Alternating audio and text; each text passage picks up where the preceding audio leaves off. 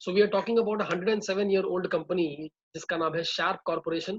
Sharp corporation के हम कुछ टेक्नोलॉजीज के बारे में बात करेंगे, देखेंगे, and we will find out कि how and why this technology is very much crucial today. World Health Organization ने ऑलरेडी कुछ महीने पहले एक आर्टिकल जारी किया था जिसमें डब्ल्यूएचओ ने बताया था कि एयरबोर्न प्रिकॉशंस लेना जरूरी है कोविड 19 के लिए। लेकिन फिर भी कुछ लोगों को लगता था कि कोरोना वायरस शायद हवा से नहीं फैलता है, ये सिर्फ छूने से या फिर किसी सरफेस को हाथ लगाने से फैलेगा, एयरबोर्न नहीं है। लेकिन अभी 3 दिन पहले डब्ल्यूएचओ ने इस चीज पर अपना मोहर लगा दिया है कि आज मॉनसून के सीजन में हवा से भी कोरोना वायरस फैल सकता है। इसका मैं कुछ आर्टिकल्स आपको दिखा रहा हूँ। First of all let us see WHO का आर्टिकल क्या कहता है। Modes of transmission of virus causing COVID 19। सबसे पहला सेंटेंस है droplet transmission occurs when a person in in close contact with in 1 metre with someone else, that's okay. अगर droplet transmission person to person हो सकता है तो air to person भी हो सकता है, अगर हवा के अंदर ड्रॉपलेट्स मौजूद हो तो, right. Now this is what the guidelines of DCI से। डीसीआई के गाइडलाइंस ने बोला है कि अगर डेंटिस्ट को ऑपरेट करना है तो दो चेयर्स के बीच में 12 फीट का दूरी होना चाहिए ना। 12 feet is next to impossible, 12 feet is like too much. लेकिन उन्होंने ये भी बोला है कि आपको दो पेशेंट के बीच में आधे घंटे का फर्क रखना पड़ेगा, जो पॉसिबल है। सैनिटाइजेशन पॉसिबल है, आज डेंटिस्ट सैनिटाइजेशन कर भी रहे हैं, they are using sodium hypochloride, they are using fumigation. So ये सारी चीजें हैं। लेकिन इसी आर्टिकल के निचले भाग में अगर अपन ध्यान देते हैं तो इसमें इन्होंने क्या लिखा है, रूट कैनाल करते समय मशीन के यूज से एरोजोल्स में वायरस की संभावना होती है। डॉक्टर, डेंटिस्ट और मरीज के संक्रमण का शिकार होने की संभावना बढ़ती है। इसका मतलब हमें क्लिनिक में एरोजोल्स को कंट्रोल करना है। उसके बाद उन्होंने ये भी लिखा है कि कुछ एयर प्यूरिफायर या हेपा फिल्टर से वातावरण से दूषित वायरस को बाहर किया जाए। If you notice the red box on the right most corner, air purifier HEPA filter से वातावरण से दूषित वायरस को बाहर किया जाए, ये डीसीआई ने गाइडलाइन में लिखा हुआ है। और इसीलिए हम जिस इक्विपमेंट के बारे में बात कर रहे हैं, इसको आज बहुत ज्यादा तरीके से एक्सेप्ट किया जा रहा है। दिस इज द आर्टिकल जो अभी 3-4 दिन पहले का टाइम्स ऑफ इंडिया का आर्टिकल है। इसमें ये बोला गया है, monsoon air could act like aerosol in helping virus spread, से सिटी डॉक्टर्स। अब जो डब्ल्यूएचओ ने बताया है कि ड्रॉपलेट ट्रांसमिशन से कोविड फैल सकता है, वो और इसको आप साथ में जोड़ करके देखिए। अगर हवा में जो पानी है, मॉइस्चर है, वो अगर एक एरोजोल की तरह काम करेगा तो इसका मतलब कहीं पर भी किसी को भी कोविड फैलने का चांसेस है। ये पेपर में आया हुआ आर्टिकल है। हम बात करते हैं डेंटल क्लिनिक्स की, जहाँ पे डेंटल क्लिनिक्स हो सकता है, ऑपरेशन थिएटर्स हो सकता है, ऑफिस है, शोरूम्स है, क्लासरूम्स है, एनीवेयर जहाँ पे क्लोज्ड सरफेस है। बेसिकली क्लोज्ड सरफेस के अंदर एरोजोल की कॉन्सेंट्रेशन वहीं पे घूमती रहती है, राइट। नॉर्मली जो आज डेंटिस्ट और डॉक्टर्स अपने क्लिनिक में एरिया यूज कर रहे हैं वो ज्यादा करके 100 से लेकर 250 स्क्वायर फीट के बीच में है। नाउ कुछ डेंटिस्ट ऐसे हैं जिनका टोटल क्लिनिक का एरिया 300 350 स्क्वायर फीट का होता है। लेकिन उस एरिया के अंदर दो पार्टीशन मोस्टली होते हैं, एक वेटिंग रूम, दूसरा कंसल्टिंग रूम। कंसल्टिंग रूम मतलब छोटा सा केबिन, वेटिंग रूम जहाँ पे लोग आके वेट करेंगे, और बेसिक प्रोसीजर एरिया जो है जहाँ पे एरोजोल की प्रोसीजर्स होती है, वो एरिया ज्यादा से ज्यादा 200 से 250 स्क्वायर फीट का होता है, मैक्सिमम 200 टू 250 स्क्वायर फीट। अब हम बात करेंगे कि हमें इस एरिया के अंदर क्या करना है, what is the target. First is removal of aerosols. What is aerosol? Aerosol जो छोटे छोटे पार्टिकल्स होते हैं जो आंखों से दिखते नहीं है लेकिन हवा में उड़ते रहते हैं। स्पेशली जब डेंटिस्ट रूट कनाल का प्रोसीजर्स करते रहते हैं तब एरोजोल्स ज्यादा निकलते हैं, है ना, पानी और हवा के फॉर्म में और दांत के पार्टिकल्स के फॉर्म में। ये एरोजोल्स को हमें कम करना है, right. Second, viruses, bacteria, pathogens वगैरह वगैरह को हमको डीएक्टिवेट करना है, मारना है, ठीक है ना। थर्ड इज क्रॉस इन्फेक्शन को कम करना है। अब ये कैसे करेंगे? ये इक्विपमेंट जो मैं आपको अभी सजेस्ट कर रहा हूँ, that is called air purifier model J30। बहुत सारे अलग अलग मॉडल्स हैं लेकिन रिकमेंडेड मॉडल J30 है। व्हाई? बिकॉज इसके अंदर वो सारी चीजें आपको मिल जाएंगी जो आपको डीसीआई के गाइडलाइंस के हिसाब से जरूरी है। एयर चेंज पर आवर, अगर आपका क्लिनिक 200 से 250 स्क्वायर फीट का है तो आपका एयर चेंज पर आवर जो है वो 5 से 6 होगा। 5 to 6 times your air will be circulated and recycled inside your clinic. यानी कि 1 घंटे में अगर मैं 6 का रेट मानूं तो 1 घंटे के अंदर, हर 10 मिनट के अंदर आपका क्लिनिक का हवा टोटली रिसाइकल हो गया होगा। जबकि आप अपने क्लिनिक में पेशेंट आधे घंटे में से फेंक ले रहे हैं। सो हर एक पेशेंट को नया प्योर क्लीन एयर मिलेगा। दूसरी बात, हम देखते हैं कि आज हम प्यूरिफिकेशन कौन कौन से यूज कर रहे हैं। फर्स्ट इज बैरियर प्रोटेक्शन, यानी कि mask, PPE equipments, social distancing and gap between two patients. दूसरा chemical protection, sodium hypochloride, fumigation, all this things. तीसरा वेंटिलेशन। अब वेंटिलेशन कैसा है? वेंटिलेशन अगर हमने आज मानसून के सीजन में ज्यादा वेंटिलेशन करने के लिए दरवाजे खिड़कियां खोल के रख दिया, तो बाहर का हवा ज्यादा अंदर आने का चांसेस है। अंदर का हवा बाहर इतना नहीं जाएगा, क्योंकि बाहर का हवा का कॉन्सेंट्रेशन बहुत ज्यादा है। राइट, पहले तो ऐसा एक कंसर्न आया था कि डेंटिस्ट को एसी में काम नहीं करने की वजह से काफी प्रॉब्लम्स होता था, स्पेशली पीपी इक्विपमेंट्स पहनने के बाद, क्योंकि दरवाजे खिड़की खोल के रखने पड़ते थे। अब दूसरा प्रॉब्लम ये आ गया है कि दरवाजा खिड़की खोल के रखेंगे तो बाहर का हवा अंदर आने का ज्यादा चांसेस है। Fourth is air sanitisation and air purification, जिसके बारे में मैं आपको भी बताने वाला हूँ। क्या ऐसा कुछ हो सकता है कि हम बिना दरवाजा खिड़की खोले एयर कंडीशन का यूज करके ही कुछ ऐसा करें ताकि एयर कंडीशन के अंदर एरोजोल्स न जाए और आपके क्लिनिक के अंदर जो एरोजोल्स बन रहे हैं, जो वायरसेस है, वो एक इक्विपमेंट अपने अंदर सकअप कर ले और आपको प्यूरिफाइड एयर दे। That's what we are going to talk about. जो इक्विपमेंट की मैं आपके साथ बात कर रहा हूँ उसके अंदर, जैसे कि डीसीआई ने बोला कि आपको हेपा फिल्टर का यूज करना है। हेपा का मतलब होता है हाई एफिशिएंसी पार्टिकुलेट अरेस्टर, यानी कि जो बहुत ही माइन्यूट छोटे छोटे पार्टिकल्स को भी ट्रैप कर लेता है। जिस इक्विपमेंट के बारे में मैं बात कर रहा हूँ, sharp air purifier model number J30, उसमें 14 ग्रेड का हेपा फिल्टर लगा हुआ है। यू कैन सी, मैंने इस इमेज के ऊपर सर्कल कर दिया है। 14th grade is the highest possible HEPA filter grade, right, and we are talking about that. ये शार्प एयर प्यूरिफायर है, इसका कुछ बहुत सारा स्पेसिफिकेशंस और डिटेल्स यहाँ पे राइट साइड में आप देख सकते हैं। मैं आपको बाद में प्रेजेंटेशन भेजूंगा तो you can go through it आराम से डिटेल में। इस प्यूरिफायर के अंदर आपको 3 टाइप के फिल्टर्स मिलते हैं। फर्स्ट, पहले मैं फिल्टर्स के बारे में बात करूंगा, उसके बाद में मैं प्लाज्मा क्लस्टर के बारे में बात करूंगा। ये प्यूरिफायर में आपको 3 टाइप के फिल्टर मिलते हैं। First is the nylon filter, जो आप फर्स्ट डायग्राम देख रहे हो, ये वाला, this is the nylon filter. Nylon filter जो है वो 8 माइक्रोमीटर तक के पार्टिकल्स को ट्रैप करता है, मतलब आपके 90% या 95% एरोजोल्स सबसे पहले फिल्टर के अंदर ही ट्रैप हो जाएंगे, आगे बढ़ेंगे ही नहीं। थोड़े बहुत जो आगे बढ़ेंगे वो हेपा फिल्टर ट्रैप कर लेगा, बिकॉज हेपा फिल्टर 0.3 माइक्रोन्स तक का, हेपा फिल्टर इतना पतला होता है कि वो 0.3 माइक्रोमीटर तक के पार्टिकल को ट्रैप कर लेता है। मीन्स आपको जो हवा बाद में मिलेगा वो टोटली फ्री ऑफ एरोजोल्स मिलेगा, टोटली फ्री ऑफ एरोजोल्स।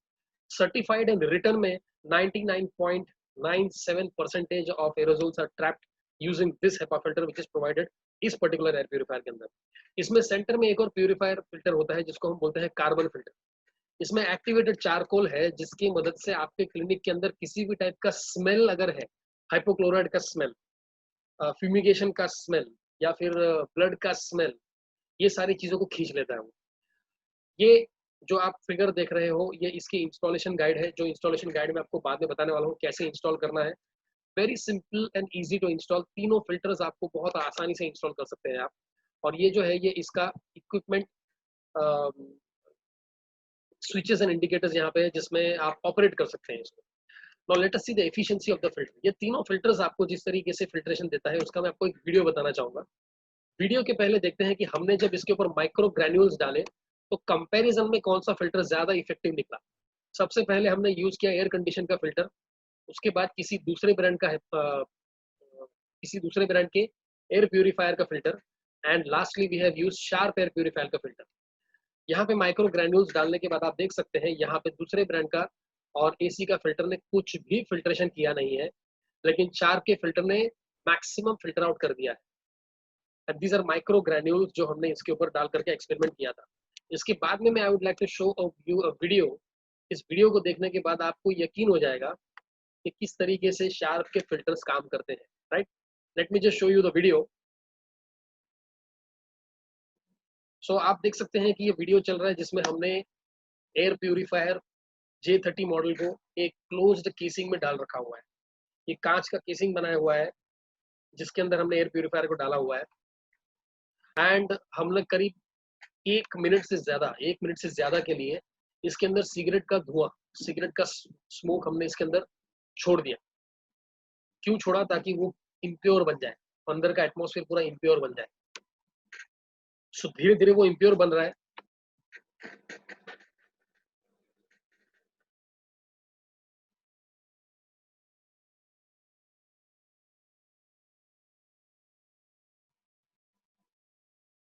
अब ये let me just show you the video again. There is some kind of technical glitch जिसकी वजह से ये slide might have stopped. That's okay, not a problem. But I'll try to show you the video separately.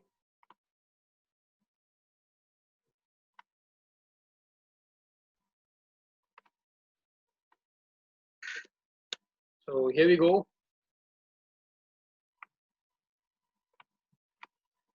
ये है जिसको 1 minute तक हमने रखा। आप देख सकते हैं 1 मिनट के बाद में पूरा डस्ट से, स्मोक से भर गया है वो।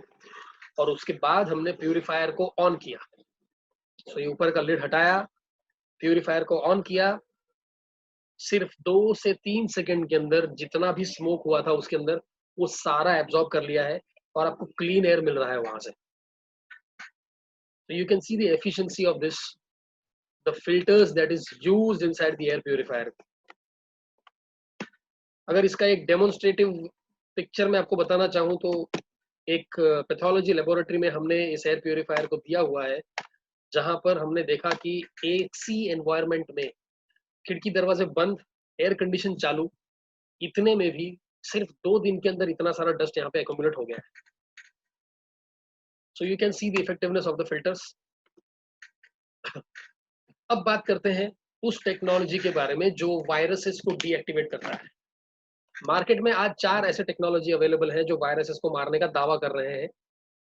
First is the plasma cluster ion technology, which is only available in Sharp air purifier, किसी और प्यूरिफायर में नहीं मिलेगा। Second is ion generation, third is ultraviolet light, fourth is photocatalytic oxidation. हम एक एक करके सबके बारे में देखेंगे।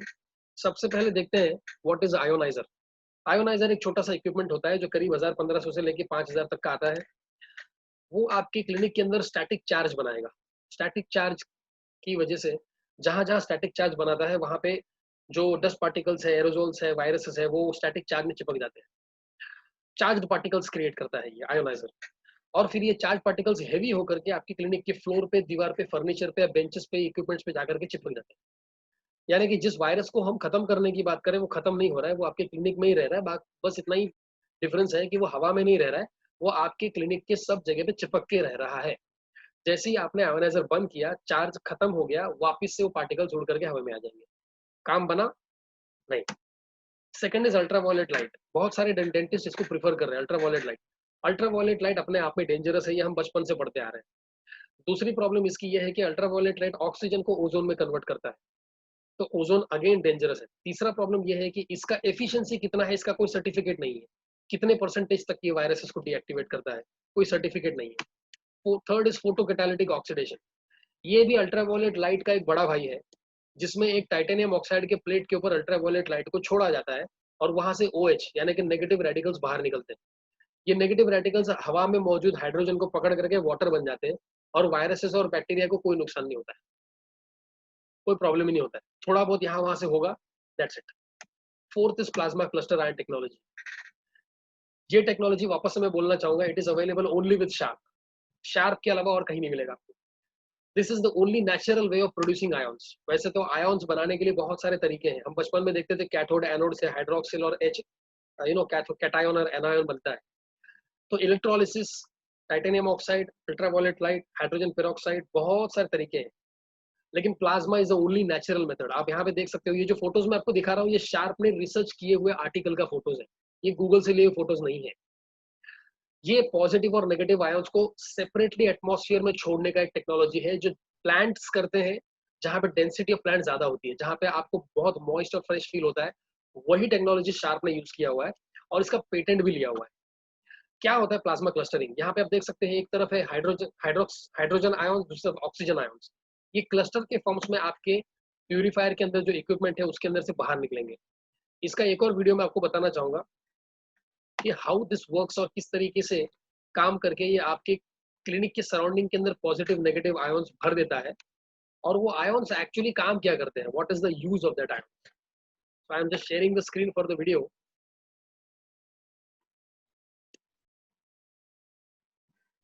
तो friends, this is the technology which is Sharp is using और उसका पेटेंट भी है।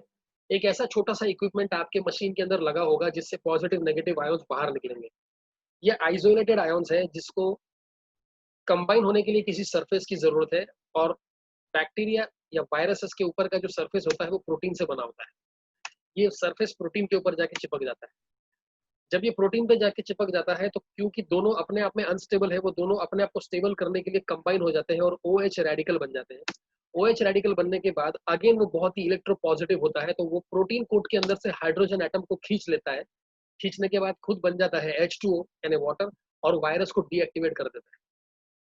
इस टेक्नोलॉजी को देखने में जितना सिंपल लग रहा है, ये है उतना सिंपल सही है, लेकिन इतना इफेक्टिव है कि अमेरिकन इंस्टीट्यूट ऑफ वायरोलॉजी ने इसको एक सर्टिफिकेट दिया हुआ है कि this technology is actually working. यानी कि अगर वायरसेस को ions technology, plasma clustering technology से एक्सपोज किया गया, तो प्लाज्मा क्लस्टर टेक्नोलॉजी के बाद से एक्सपोज करने के बाद में 99.97% वायरसेस जो है वो डीएक्टिवेट हो गए। डीएक्टिवेट का मतलब काम करना बंद कर दिया, मल्टीप्लाई नहीं हो पाए। वायरसेस को तो मारा नहीं जा सकता क्योंकि वायरसेस खुद ही मरे हुए होते हैं, लेकिन वायरसेस को काम करने से रोका जा सकता है। अगर आप ये फोटो देखेंगे तो आपको पता चलेगा, लेफ्ट साइड में ऐसा वायरस है जो एक्टिव है, जिसके अंदर एक आरएनए है और उसका ऊपर का प्रोटीन कोड अवेलेबल है। उसके ऊपर जब आयंस जाके चिपकते हैं, डैमेज कर देते प्रोटीन कोड को। प्रोटीन कोड डैमेज होने के बाद ions can not function, I am sorry, the virus can not function. ये इलेक्ट्रॉन माइक्रोस्कोप के अंडर का फोटोज इमेजेस हैं, जहां पे आप लेफ्ट साइड में देख सकते हो वायरसेस अपने आप को मल्टीप्लाई कर रहे हैं। Those are not exposed to plasma cluster ions, the viruses which are exposed to plasma cluster ions are not able to multiply themselves. ये डैमेज वायरसेस, ये है तो सही लेकिन काम नहीं कर पाते।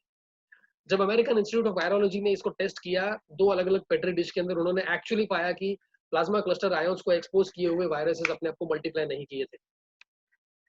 This is a certified tried and tested experimental चीज जो मैं आपको बता रहा हूँ। 99.97% I am sorry 99.7% of viruses को ये डीएक्टिवेट करता है। और इसके लिए हमें सर्टिफिकेट भी मिला हुआ है Kitasato Institute of Research Japan से। Plasma cluster ions inactivate the airborne corona virus which is world's first technology. So friends, this is the technology that Sharp is using. इसकी वजह से इतने सारे यूनिट्स इसके जा रहे हैं। 3 दिन पहले का टाइम्स ऑफ इंडिया का आर्टिकल मैं आपके सामने पेश कर रहा हूँ। Plasma air in new rail coaches. Plasma air in new rail, मतलब पंजाब में जो कपूरथला में जो अब ट्रेन आने वाले हैं, उन ट्रेन के अंदर भी प्लाज्मा टेक्नोलॉजी यूज किया जाने वाला है। आप देख सकते हो post Covid coaches, AC and non AC, the coaches having titanium dioxide coating with plasma air purification. Hands free amendments वगैरह सब ठीक है, तो प्लाज्मा को अब ट्रेन के डब्बे में यूज किया जा रहा है। तो हमें घर में और क्लिनिक में कैसे नहीं यूज करें इसको।